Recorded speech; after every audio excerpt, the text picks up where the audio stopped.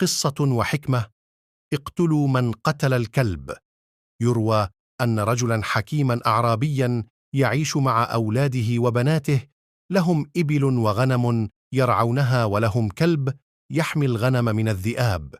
وفي يوم من الأيام جاء أحد سفهاء الحي وقتل كلب الحراسة لهذا الشيخ وأبنائه، فذهب إليه أبناؤه وقالوا له أن فلانا قتل كلبنا.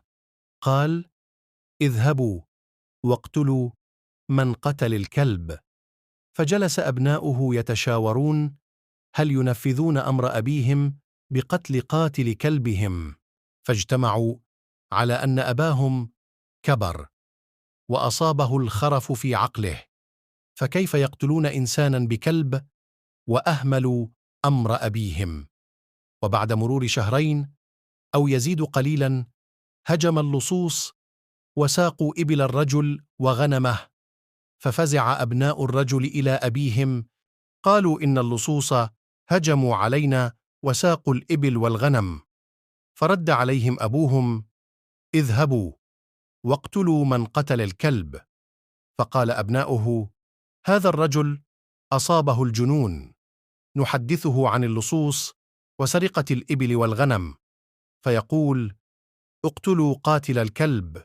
وبعد فترة قصيرة هجمت عليهم قبيلة أخرى وسبوا إحدى بنات هذا الشيخ وساقوها معهم، ففزع الأولاد إلى أبيهم وقالوا: سبيت أختنا وهاجمونا واستباحوا بيضتنا. فقال لهم أبوهم: اقتلوا من قتل الكلب. فجلس الأولاد يفكرون في أمر هذا الشيخ الكبير، هل جن أم أصابه سحر أم ماذا؟ فقام ابنه الأكبر وقال: سأطيع أبي ولنرى ما سيكون. فقام إلى سيفه واحتمله وذهب إلى قاتل كلبهم وقال له: أنت قتلت كلبنا وأمرني أبي بقتلك. وفصل رأسه بسيفه، وطارت أخبار قتلهم لقاتل كلبهم وطافت الآفاق. فقال اللصوص: إن كانوا قتلوا قاتل كلبهم فكيف سيفعلون بنا وقد سرقنا إبلهم وغنمهم؟ وفي عتمة الليل تسلل اللصوص وأعادوا الإبل والغنم إلى مراعي الرجل. وعلمت القبيلة المغيرة السابية لبنت الرجل بقتلهم قاتل كلبهم، فقالوا: إن كانوا قتلوا رجلا بكلب فماذا سيفعلون معنا وقد سبينا بنتهم؟ فأعادوا البنت وخطبوها لابن شيخ قبيلتهم. عندها جلس أبناء الرجل وفهموا حكمة أبيهم وأنه لم يخرف.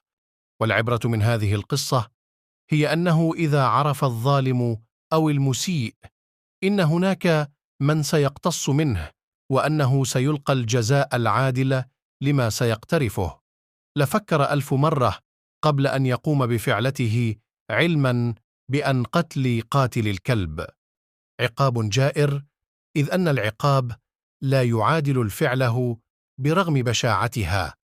ولكن المقصود هنا المعنى الرمزي بأنه يجب ألا نتهاون في الحفاظ على حقوقنا وعلى هيبتنا، وذلك بأخذ الاحتياطات التي تضمن السلامة وتقلل من احتمالات وقوع الظلم والتطاول والاعتداء علينا.